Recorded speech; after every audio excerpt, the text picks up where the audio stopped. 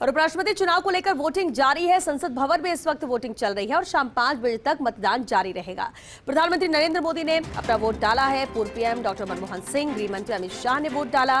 Voting को लेकर सांसदों में भी उत्साह है। लगातार सांसद संसद भवन पहुंच रहे हैं, वोट कास्ट कर रहे हैं। मतदान के तुरंत बाद वोटों की गिनती भी शुरू होगी। देर शाम उपराष्ट्रपति चुनाव के नतीजे जारी होंगे। एनडीए से जगदीप धनखड़ चुनाव मैदान में हैं। विपक्ष की ओर से मार्केट अल्वा उम्मीदवार हैं। उपराष्ट्रपति एम वेंकैया नायडू का कार्यकाल 10 अगस्त को पूरा हो रहा है और 11 अगस्त को नवनिर्वाचित उपराष्ट्रपति शपथ लेंगे। और ऐसे में वोटिंग की प्रक्रिया है जो लगातार जारी है। शाम 5 बजे तक मतदान चलेगा और उसके बाद तुरंत बाद ही काउंटिंग भी शुरू हो जाएगी, मतगणना शुरू हो जाएगी, जिसके बाद देर शाम तक परिणाम भी सामने होंगे कि आखिर उपराष्ट्रपति के तौर पर कौन जिम्मेदारी संभालेगा, जगदीप धनखड़ या मार्ग्रेट अल्वा। हालांकि एक तरफा साफ नजर आता है एनडीए कैंडिडेट की यहां पर बढ़त है जगदीप धनखड़ की। तो जीत हार नहीं, लेकिन जीत हार का डिफरेंस क्या हो सकता है, ये बेहद अहम रहेगा। और चलिए सीधे रुख करते हैं, दिल्ली न्यूज एडिटर अदिति नागर हमारे साथ जुड़ चुकी हैं। अदिति, लगातार आप वहां पर मौजूद हैं और क्योंकि वोटिंग का दौर लगातार जारी है, कितने % सांसदों ने वोट कास्ट कर दिया है और इस चुनाव को लेकर क्या नजर आता है? क्योंकि कहा यह जा रहा है कि बहुत सीधी टक्कर नहीं है, कोई बहुत ज्यादा बड़ा कंपटीशन नजर नहीं आता है, एक तरफा जीत नजर आती है।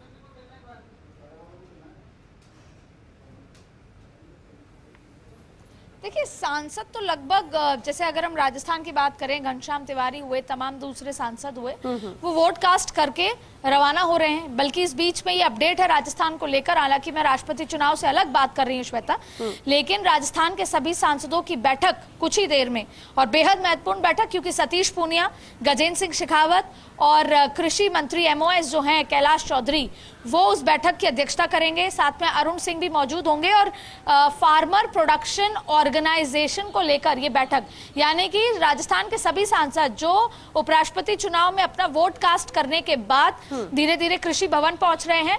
कुछ ही देर में बैठक होगी। अब इसको राजनीतिक रूप से देखें तो जो किसानों की जो नाराजगी थी भारतीय जनता पार्टी को लेकर, तो उसमें सब संबंधित एक दूसरे से इसलिए है क्योंकि धनखड़ साहब जो कि जाट समुदाय से आते हैं, किसान परिवार से आते हैं, उनका यहाँ पर देश का उपराष्ट्रपति बनना, राजस्थान से वो आते हैं। राजस्थान पॉलिटिकली बीजेपी के लिए बहुत महत्वपूर्ण है। और किसानों की नाराजगी, अगर जाटों में नाराजगी कम होती है, मैसेज अच्छा जाता है, तो ना सिर्फ राजस्थान, हरियाणा, पंजाब, ये जो नॉर्थ की जो काफी बेल्ट है, यहाँ पर बड़ा मैसेज जाता है। फार्मर्स प्रोडक्शन ऑर्गेनाइजेशन, जो ये गैप रहता है, जो किसान कहते हैं कि हमारी बात सरकार समझ नहीं पाती, तो सभी सांसदों को ये कहा जाएगा इस बैठक में कि आप अपने अपने संसदीय क्षेत्र में एफपीओ का गठन, फार्मर प्रोडक्शन ऑर्गेनाइजेशन का गठन करें। इसको लेकर एक बेहद महत्वपूर्ण बैठक जो है अभी कुछ देर में कृषि भवन में होने वाली है, जिसमें सतीश पूनिया प्रदेश अध्यक्ष, गजेंद्र सिंह शेखावत केंद्रीय मंत्री और मंत्री कैलाश चौधरी उनके चेंबर में होने वाली है और सारे लोकसभा सांसद पहुंच रहे हैं।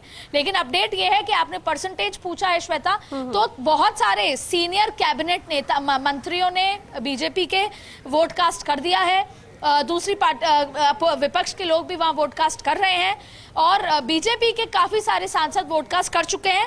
एग्जैक्ट आंकड़े बताना अभी शायद संभव नहीं होगा, लेकिन जिस तरह का प्रोसेस चल रहा है, लगभग 2:15 से 2:30 बजे तक ऑलमोस्ट सभी सांसदों का यहाँ पर वोटिंग हो जाएगी। कुछ सांसद जो अपने ही पर्सनल कारणों की वजह से संसद भवन लेट पहुंच रहे हैं, उसमें खास तौर पे विपक्ष के लोग हैं, वो जरूर हो सकता है 3 से 4 बज जाएं, लेकिन 6 बजे तक, 5 बजे तक वोटिंग प्रक्रिया का दरवाजा खुला होगा कि आप आके वोट कर सकते हैं। उसके बाद 6 बजे से जो निर्वाचन अधिकारी हैं वो वोटिंग काउंटिंग शुरू करेंगे और लगभग जिस तरह से आंकड़े हैं, तमाम चीजें हैं, 6 बजे तक रिजल्ट भी अनाउंस हो जाएंगे।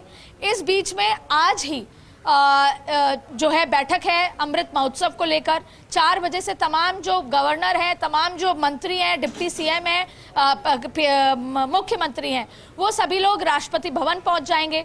और जब राष्ट्रपति भवन का वो कार्यक्रम खत्म होगा, उसके बाद प्रधानमंत्री अमित शाह, जेपी नड्डा से लेकर सीनियर दिग्गज नेता जो होने वाले उपराष्ट्रपति हैं, जो लगभग अब साफ है, उनके घर उनको बधाई देने जाएंगे। 10 अगस्त तक का कार्यकाल है वेंकैया नायडू का, 11 अगस्त को वो सुबह शपथ लेने वाले हैं।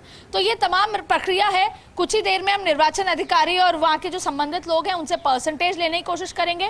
बीजेपी आश्वस्त के साथ साथ इस बात की खुशी मना रही है कि जो आंकड़े हम मान के चल रहे हैं उन आंकड़ों के अलावा भी बहुत सारे ऐसे आंकड़े वो एक्सपेक्ट कर रहे हैं। लेकिन अगर हम उपराष्ट्रपति चुनाव की बात कर रहे हैं तो कुछ फैक्ट्स की बात कर लेते हैं। ये पहली बार ऐसा होगा कि ओबीसी देश में ओबीसी उपराष्ट्रपति मिलेगा। दूसरी बड़ी बात है कि क्योंकि बीजेपी हमेशा कहती है कि वो व्यक्ति जो अंत्योदय तक आखिरी व्यक्ति या जो हमेशा साधनों से अभाव रहा हो जिनके, या फिर जो पिछड़े व्यक्ति हों, उनको आगे लाना, उन तक ये सारी फैसिलिटी और उनको ऐसे संवैधानिक बड़े पोस्ट पे पहुंचाना बीजेपी का लक्ष्य है। तो उन्होंने राष्ट्रपति चुनाव, उपराष्ट्रपति चुनाव दोनों में एक बड़ा मैसेज यहाँ पर दिया है। अगर हम कास्ट की बात करें, अगर हम आदिवासी समुदाय की बात करें, यहाँ पर जाट को बैलेंस करना बीजेपी के लिए बहुत जरूरी था, क्योंकि 1.5 साल तक सड़क पे फार्मर्स बैठे थे। पंजाब चुनाव के नतीजे सबको पता हैं। ऐसे में एक बहुत बड़ा सेटिस्फैक्शन जो गुट है वो सेटिस्फाई होता है। जाट देश का बहुत बड़ा वोटिंग परसेंटेज में अहम रोल निभाता है और राजस्थान में तो जाहिर तौर पे सत्ता बिगाड़ना और सत्ता बनाने में रोल निभाता है। अब हम बात करते हैं कि केवल 2 उपराष्ट्रपति ऐसे हुए जिन्होंने दूसरी बार कार्यकाल मिला। हम इतिहास की बात कर रहे हैं तो डॉक्टर सर्वपल्ली राधाकृष्णन और हामिद अंसारी। उम्मीद ये की जा सकती है कि कैसी किस्मत और कैसा कार्यकाल रहता है अभी के जो होने वाले उपराष्ट्रपति जो राजस्थान से आते हैं, कि क्या वो दूसरा कार्यकाल करेंगे। हालांकि बीजेपी क्या प्लान करती है, क्या सोचती है, ये केवल कुछ मिनट तक भी नहीं बताया जा सकता। उनकी स्ट्रैटेजी अलग हो गई है।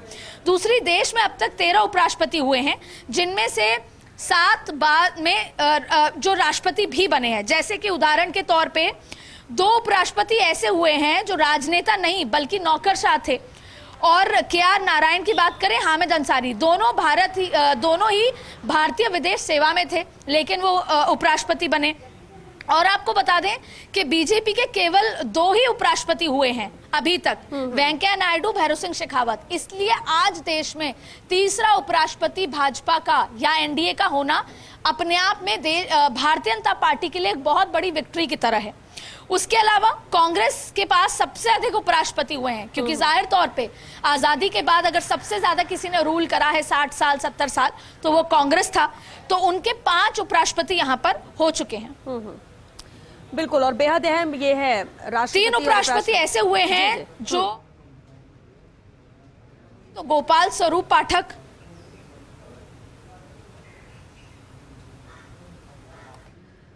बिल्कुल अदिति, बेहद अहम है। लेकिन अदिति, एक बात और है कि शाम 6 बजे के बाद यहाँ पर काउंटिंग शुरू होगी, 5 बजे तक वोटिंग होगी। हालांकि 5 बजे के पहले ही यहाँ पर वोटिंग खत्म हो सकती है अगर सभी अपना वोट कास्ट कर देते हैं। लेकिन अदिति, जिस तरह के हम कंपटीशन की बात कर रहे हैं, जीत भी यहाँ पर लगभग तय मानी जा रही है, लेकिन जीत कितने डिफरेंस में होगी ये बेहद अहम हो जाता है। तो क्या परिणाम राष्ट्रपति चुनाव जैसे ही रहने वाले हैं या उससे भी और बेहतर?